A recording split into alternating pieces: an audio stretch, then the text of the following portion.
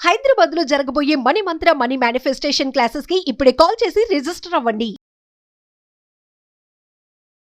ఆశీర్వచనాలు. నాకు ఈ కర్తవ్యాన్ని అప్పజెప్పినప్పుడు గౌరవ ముఖ్యమంత్రి గారు నాతో మాట్లాడుతూ ఒక మాట అన్నారు. నైతికత అన్నది కుటుంబంలో ప్రారంభం కావాలి. తల్లి మాట వినడం, తండ్రి మాట వినడం, అన్నదమ్ముల్ని ప్రేమించడం ప్రారంభమైతే సమాజాన్నంతటినీ ప్రేమించడం తనంత తానుగా అలవాటవుతుంది. ఇవాళ కుటుంబాలలో విలువలు తగ్గిపోతున్నాయి. కుటుంబ సభ్యుల మధ్య ప్రేమ, అవగాహన తగ్గిపోతున్నాయి. కాబట్టి మీరు విద్యార్థులను ఉద్దేశించి ప్రసంగాలు చేసిన, ఆధ్యాత్మిక ప్రవచనాలు చేసిన ఈ విషయాన్ని దృష్టిలో పెట్టుకుని కుటుంబ విలువలు పెరగడానికి దోహదపడేటట్టుగా మీ ప్రసంగాలు చేయవలసింది అని కోరారు.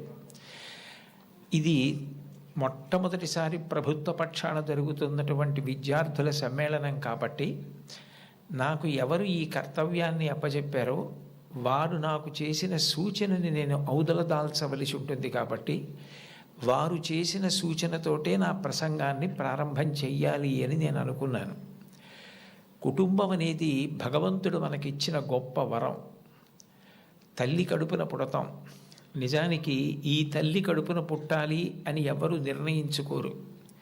అమ్మ కడుపులో కటిక చీకట్లో తల కిందకి కాళ్ళు పైకి పెట్టి 9 నెలలు పెరిగిన తరువాత తాను విసర్జించిన మలమూత్రములలో ఉంచి పుట్టినటువంటి క్రిమికీటకములే కోమలమైన తన శరీరాన్ని కొరుకుతుంటే బాధపడలేక చిట్ట చివరికి ప్రసవమై తల్లి కడుపులోంచి బయటికి వచ్చినటువంటి శిశువు ఒక్కసారి 6 అడుగుల ఎత్తు ఉన్నటువంటి పెద్ద పెద్ద ఆకారాలు, దీపాలు, కాంతి, దానికి తోడు మాటలు ఇవన్నీ వినపడి శరీరావయవములు పనిచేయడం ఆగిపోయి మూత్రపిండాలు, గుండె మొదలైనటువంటివి కూడా ఆగిపోయే పరిస్థితి ఏర్పడితే అప్పుడు అమ్మ తొలి దైవమై ఆమె యొక్క స్థలము నుండి కోలోస్ట్రం అనబడేటటువంటి పసుపు పచ్చటి ఎరుపు రంగులో ఉన్న ముద్ద, ఒక ద్రవం విడుదలవుతుంది. అది భగవంతుడు పెట్టినటువంటి ఒక గొప్ప వ్యవస్థ. ఏమీ తెలియనటువంటి పసిపిల్లవాడు అంత భయానక స్థితిలో అటువంటి ఆకారాలు, వెలుతురు చూసి భీతిల్లిపోతే లోపల ఉన్నటువంటి మలం గడ్డ కట్టేసి నల్లగా అయిపోయి, బ్లాక్ స్టూల్ అంటారట దాన్ని, నల్లగా అయిపోయి ఆ మలాన్ని విసర్జించడం చేతకాక హృదయ స్పందన కూడా ఆగిపోయే స్థితి ఏర్పడితే అప్పుడు పిల్లవాడికి గొప్ప స్వాంతన కలిగి కే మొదలైనటువంటి విటమిన్లతో కూడుకుని మళ్ళీ లోపల ఉన్న ప్రధానమైన అవయవాలన్నీ పనిచేసి గడ్డ కట్టినటువంటి మలం బయటికి వెళ్ళిపోయేటట్టుగా చేయగలిగిన శక్తి కలిగిన కోలోస్ట్రం అమ్మ యొక్క స్థనం నుంచి విడుదలవుతోంది. ఈ మాటలు నేను చెప్పట్లేదు. చాలా ప్రఖ్యాతమైనటువంటి ఒక గైనకాలజిస్ట్, ఒక డాక్టర్ గారు, రామాంజనేయులు గారని, వారు ఒక పుస్తకం రాశారు. ఆ పుస్తకం ఇంగ్లీష్లో ఉంది, మాతృదేవో భవ అని. ఆ పుస్తకంలో ఆయన వైద్యశాస్త్రాన్ని స్త్రీకి అన్వయం చేసి అసలు స్త్రీ అన్న ప్రాణి లేకపోతే ఈ సృష్టి లేదు, ఒకవేళ సృష్టి జరిగినా నిలబడే అవకాశం లేదు. తండ్రి కోట్లకు పడగలెత్తినవాడు కావచ్చు, గొప్ప అధికారి కావచ్చు, కానీ పుట్టినటువంటి పసిబిడ్డ ఆకలితో ఏడుస్తుంటే ఆ పసిబిడ్డకి పాలు పట్టగలిగినటువంటి శక్తి అమ్మకు ఒక్కదానికే ఉంటుంది. నేను ఈ బిడ్డని రక్షించుకోవాలి అన్న తాపత్రయం, ఆ తిరుగులేని ప్రేమ అమ్మకి మాత్రమే ఉంటుంది. అది కేవలం మనిషిలో కాదు. మీరు ఏ ప్రాణిని తీసుకోండి, కోడి గ్రద్దని చూస్తే హడిలిపోతుంది.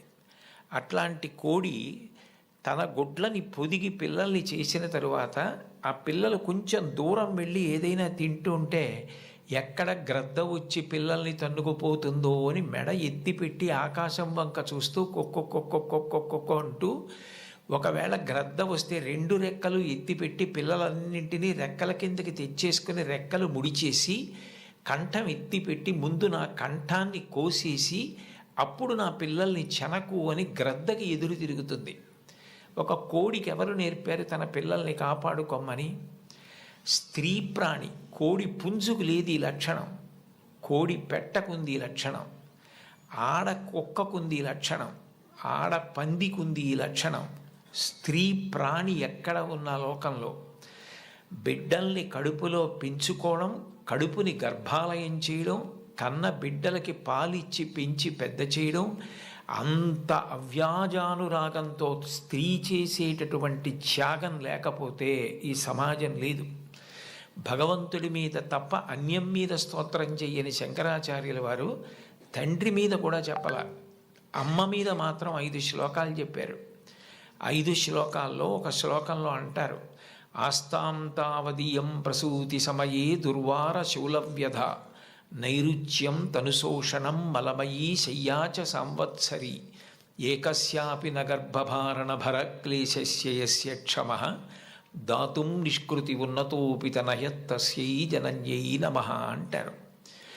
9 నెలలు కడుపు పెద్దదై వికారమును పొంది తాను వంగలేక పని చేసుకోలేక తిందామంటే ఆహారం సహించక ఎంతో కష్టపడి తాను మరణ సదృశమైనటువంటి వేదన పొంది అన్ని నిప్పులు పడి బిడ్డని ప్రసవించి ఆ బిడ్డకి పాలిచ్చి పెంచి పెద్ద చేసి ఏడాది పాటు చలికాలం లేదు, వర్షాకాలం లేదు, మంచంలోనే మలమూత్ర విసర్జన చేస్తే ఆ మలమూత్రములను తుడిచి కడిగి బిడ్డని రక్షించి తాను ఉపవాసాలు చేసి చిట్ట చివరికి అవసరమైతే పిల్లవాడు ఎంత పెద్దవాడైనా వాడికి ఏదైనా కించిత్ అనారోగ్యం కలిగిందంటే భయం వేసినటువంటి మనసుతో నా ఆయుర్దాయం కూడా నువ్వే పోసుకొని బ్రతుకని అనగలిగినటువంటి వ్యక్తి ప్రపంచంలో ఉంటే అది అమ్మ ఒక్కతే.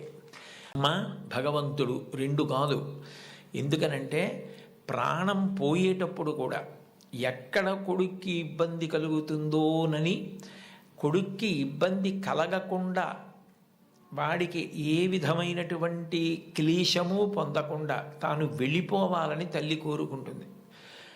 సభలో చెప్పడం నాకు ఇష్టం లేదు, కానీ నేను ఉద్యోగం చేసిన రోజుల్లో నాతో పాటు ఉద్యోగం చేసినటువంటి ఒక వ్యక్తి తల్లి, ఆమెకి గుండె నొప్పి వస్తోందని తెలిసినా కొడుక్కి చెప్తే ఎక్కడ కొడుకు వైద్యానికి తీసుకెడతాడో, ఎక్కడ కొడుక్కి చాలా డబ్బైపోతుందో, ఆడపిల్లలు పెళ్ళికి ఎదిగొచ్చారు, మగపిల్లలు చదువుకుంటున్నారని చెప్పడం మానేసి కొడుకు నిద్రపోవడానికి వెళ్ళిపోతుంటే పిలిచి ఒక్కసారి ఇలా కూర్చొని ఒళ్ళో తలపెట్టుకుంటానని, ఒళ్ళో తలపెట్టుకుని నేను నిద్రపోయిన తర్వాత నువ్వు వెళ్ళి పడుకో అని అంటే ఆవిడ ఉద్దేశ్యం ఏంటంటే ఆవిడ శాశ్వత నిద్రలోకి వెళ్ళిపోతోంది.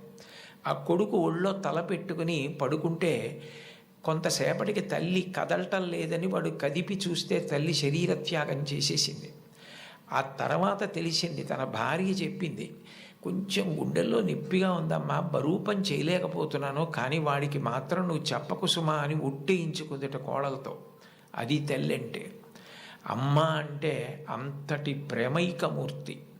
అమ్మ లాంటి వ్యక్తి జీవితంలో ఇక దొరకదు.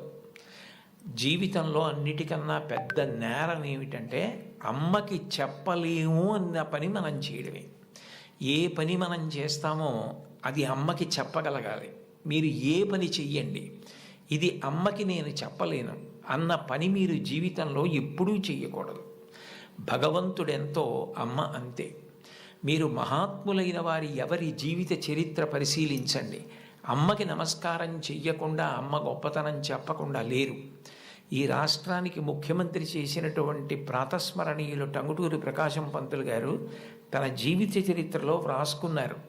తాను మిడిల్ స్కూల్లో ప్రవేశించినప్పుడు 3 రూపాయలు జీతం కట్టలేకపోతే 25 మైళ్ళ దూరం నడిచి వెళ్ళి వాళ్ళ బావగారిని అప్పడిగితే ఆయన దగ్గర కూడా డబ్బు లేకపోతే మళ్ళీ 25 మైళ్ళు వెనక్కి తిరిగి వచ్చి, అమ్మ అప్పు దొరకలేదు, బావగారికి దగ్గర కూడా లేవుట, నేను చదువు మానేస్తానంటే అప్పటికి ఆ తల్లికి ఉన్నది ఒకే ఒక్క పట్టు చీర.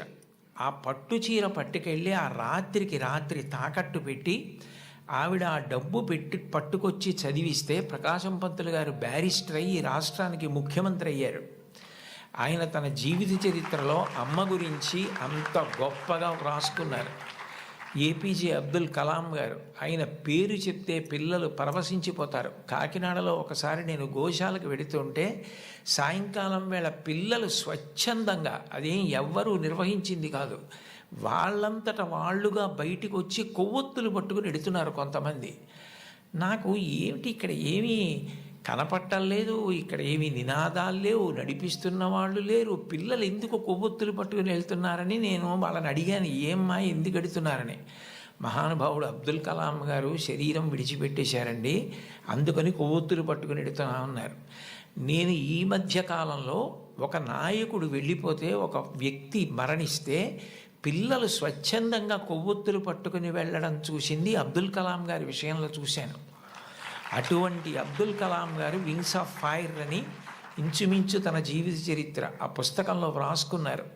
2వ ప్రపంచ యుద్ధ సమయంలో గోధుమలు రేషన్లో దొరుకుతున్నటువంటి రోజుల్లో అమ్మగారు రొట్టెలు ఒత్తి పిల్లలందరికీ పెడుతుంటే అందరి తలో 4 రొట్టెలు తినాలి. ఆ రోజు రొట్టె కూర బాగుందని కలాం గారు ఇంకో రొట్టె వేయి, ఇంకో రొట్టె వేయి అని తిన్నారు. అప్పటికి చిన్నవారు, చదువుకుంటున్నారు. ఇంకో రొట్టె వెయ్యి అని తినేస్తే అన్నగారు వచ్చి, నువ్వు రొట్టెలు ఎక్కువ తినేశావు, 2వ ప్రపంచ యుద్ధం జరుగుతోంది, రేషను గోధుమలు దొరకట్లేదు, అమ్మకి రొట్టెలు లేవు, నీకు పెట్టేసింది, అలా తినచ్చా అన్నారు. అమ్మకి తినవలసిన రొట్లు తాను తినేశానన్న న్యూనతాభావంతో కలాం గారు వలవలా ఏడుస్తుంటే తల్లిగారు వచ్చి గట్టిగా కౌగిలించుకొని, నాన్న నువ్వు తింటే నేను తిన్నట్టేరా, నాకు చాలా సంతోషంగా ఉంది అంది మా అమ్మ. అమ్మ ఒకరోజు వస్తుంది, ఆ రోజు ఈ కలాం ఈ శరీరాన్ని విడిచిపెట్టి నీకు నమస్కారం చేయడానికి వస్తాడు. On the day of the final judgement అని రాసుకున్నారు ఆయన. ఆ రోజు నువ్వు ఏ అన్నం కూడా తినడం మానేసి పెట్టి నన్ను పెంచి పెద్ద చేశావో, ఈ శరీరంతో ఈ మేధస్సుతో నేను దేశ సేవ చేసి కృతార్థుడనై ఆ అమ్మ కన్నా కొడుకు అని నీకు కీర్తి తెచ్చి వచ్చి నీ పాదములకు నమస్కరిస్తానని రాసుకున్నారు. అమ్మకి అబ్దుల్ కలాం గారు ఇచ్చినటువంటి గౌరవం అంత గొప్పది. మహాత్ముల జీవితాలు ఎవరివి మీరు చదవండి. అంతవరకు ఎందుకు, మీ అందరికీ తెలిసిన్నటువంటి వ్యక్తి నోరి దత్తాత్రేయుడు గారని, ఇవాళ ప్రపంచ ప్రఖ్యాత క్యాన్సర్ స్పెషలిస్ట్, ఒకప్పుడు భారతదేశానికి రాష్ట్రపతి పదవి నిర్వహించినటువంటి వ్యక్తి, మాన్యులు శ్రీ నీలం సంజీవరెడ్డి గారికి క్యాన్సర్ వస్తే వారే ఆ వైద్యం చేసి ఆ వ్యాధి పోయేటట్టు చేశారు.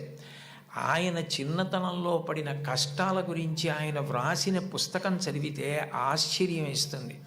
వాళ్ళ అమ్మగారు పడ్డ కష్టం, ఎంత కష్టపడి ఆయన్ని పెంచి పెద్ద చేశారో, ఆయన విదేశాలు వెళ్ళి అంత పెద్ద క్యాన్సర్ స్పెషలిస్ట్ అయిన తర్వాత ఆయన చేసిన మొదటి పని ఏమిటంటే, మా అమ్మ ఒంటి మీద బంగారపు నలుసు లేకుండా అమ్మి మమ్మల్ని పెంచి పెద్ద చేసింది, ఆ అమ్మకి 2 బంగారు గాజులు కొంటే నా జీవితం ధన్యమని గాజులు కొనుక్కుని విదేశాల నుంచి వచ్చి అమ్మ చేతులకి తొడిగి ఆనంద బాష్పాలు కార్చారు. ఈ జాతి మొదటి లక్షణం అమ్మని గౌరవించడం. మాతృదేవో భవ. మీరందరూ పిల్లలు, మీరు నేర్చుకోవలసిన మొట్టమొదటి నియమం ఏది అంటే అమ్మని గౌరవించడం నేర్చుకోండి. అమ్మకి నమస్కారం చెయ్యండి. మీరు పాఠశాలకి వచ్చేటప్పుడు అమ్మకి నమస్కారం చేసి రావడం మీకు అలవాటైతే, మీ అమ్మగారి కన్నా మీకు అత్యంత ప్రేమతో ఆశీర్వచనం చెయ్యగలిగిన వ్యక్తి ఈ సృష్టిలో వేరొకరుండరు. ప్రాణం పోయేటప్పుడు కూడా మీరు వృద్ధిలోకి రావాలని కోరుకునే ఏకైక వ్యక్తి ఎవరైనా ఉంటే తల్లి ఒక్కతే. అంత గొప్పది అమ్మ. బాలమురళీకృష్ణ గారి తల్లి ఆయన పుట్టిన 10 రోజుల్లో మరణించారు. ఆయన వ్రాసుకున్నారు, నన్ను కనడానికే మా అమ్మ పుట్టిందేమో అని రాసుకున్నారు. భారత ప్రధానమంత్రి నరేంద్ర మోదీ గారు ఈ మధ్యకాలంలో ఒక విదేశీ ఛానల్కి ఇచ్చిన ఇంటర్వ్యూ మీరు చూసి ఉంటారు. అసలు నేను ఆశ్చర్యపోయిన ఆయన చెప్పిన మాటలు విని. నిరుపేద కుటుంబంలో పుట్టారు. వాళ్ళ అమ్మగారు అంత కష్టించి పనిచేసేవారు, వాళ్ళ నాన్నగారు కూడా అంత కష్టపడి పనిచేసేవారు. ఆయన ఆ ఇంటర్వ్యూలో ఒక మాట అన్నారు, అసలు నాకు బూట్లు వేసుకోవడం అంటే తెలియదు, కానీ బూట్లు లేవన్న పేదరికం మా మనసుకి అందకుండా మా అమ్మ పెంచింది. అంటే ఉన్నదానిలో అంత తృప్తిగా బ్రతకడం మా అమ్మ నేర్పింది. మాకిది లేదు, మేము చేతకాని వాళ్ళం, మేము వెనకబడిపోయాం అన్న భావన కలిగితే ఉత్సాహం రాదు. అటువంటి భావన కలగకుండా ఎప్పుడూ ఉన్నదానితో తృప్తిగా పరమ సంతోషంగా గడిపాం. అన్నదమ్ములు, అక్క చెల్లెళ్ళు అందరం కలిసి అని ఆయన ఇంటర్వ్యూ చేస్తున్న వ్యక్తి వంక తిరిగి, ఇప్పుడు మన ఇద్దరం కూర్చున్న గది కన్నా కిటికీ లేని ఒకే తలుపు ఉన్న చిన్న గదిలో కలిసి మెలిసి బతికి పడుకుని పెరిగి పెద్దవాడినైన వాడిని చెప్పుకున్నారు. అటువంటి మహోత్కృష్టమైన వ్యక్తులు కూడా తల్లికి తండ్రికి అంత గౌరవం ఇచ్చారు. సందర్భం కాబట్టి ప్రస్తావిస్తున్నాను. మన గౌరవ ముఖ్యమంత్రి నారా చంద్రబాబు నాయుడు గారు స్వయంగా ఒక వ్యాసం రాశారు. తల్లికి జేజే, తండ్రికి జేజే, గురువుకు జేజే అని ఒక పుస్తకం ఉంది. ఆ పుస్తకంలో బహుశా నాకు జ్ఞాపకం ఉంటే 3వ వ్యాసం అనుకుంటాను. ఆ వ్యాసంలో ఆయన ఒక విషయం ప్రస్తావన చేశారు. వాళ్ళ అమ్మగారి పేరు అమ్మಣ್ಣమ్మ గారు. ఆవిడ చిన్నతనంలో చంద్రబాబు నాయుడు గారిని పిలిచి ఒక కథ చెప్పారట. ఒరేయ్ నాన్న, మనిషి కష్టపడాలి. ఎందుకు కష్టపడాలో తెలుసా? ఒకరింట్లో ఒక పంది, ఒక నక్క 2 ఉండేవి. ఆ పంది చాలా కష్టపడి పనిచేసి మధ్యాహ్నం ఇంటికి భోజనానికి వచ్చేది. నక్క పని చేయడం మానేసి చెరుకు తోటల్లో తిరుగుతూ ఊళలు వేస్తూ వచ్చే ముందు బురదలో పొర్లాడి వచ్చేది. పంది ఒళ్ళు కడుక్కుని వచ్చేది. ఇంటికొచ్చి శుభ్రంగా ఉన్న పందిని చూసి ఇదేం పని చేయలేదనుకుని మంచినీళ్లు మాత్రమే పోసేవాడు యజమాని. నక్క ఒంటి నిండా బురదంటించుకోవడం చూసి ఇది బాగా కష్టపడింది అనుకుని బాగా దానికి తిండి పెట్టేవాడు. మోసం ఎన్నాళ్ళు దాగుతుంది? కొన్నాళ్ళకి ఎవరు కష్టపడుతున్నారో తెలిసిపోయింది. తెలిసిపోయిన తర్వాత నక్కని కొట్టి తరిమేసి పందికి తన పిల్లనిచ్చి పెళ్లి చేసి ఇల్లరికం అల్లుడిగా తెచ్చుకున్నాడు రా. ఇంటి పనివాడు ఇంటల్లుడయ్యాడు రా. కష్టపడినవాడు వెనక్కి తిరిగి చూడడు జీవితంలో. కష్టపడడం నేర్చుకో అని మా అమ్మ నాకు చిన్నతనంలో చెప్పింది. మా అమ్మ చెప్పిన కథ నా జీవితానికి దిశానిర్దేశం చేసింది.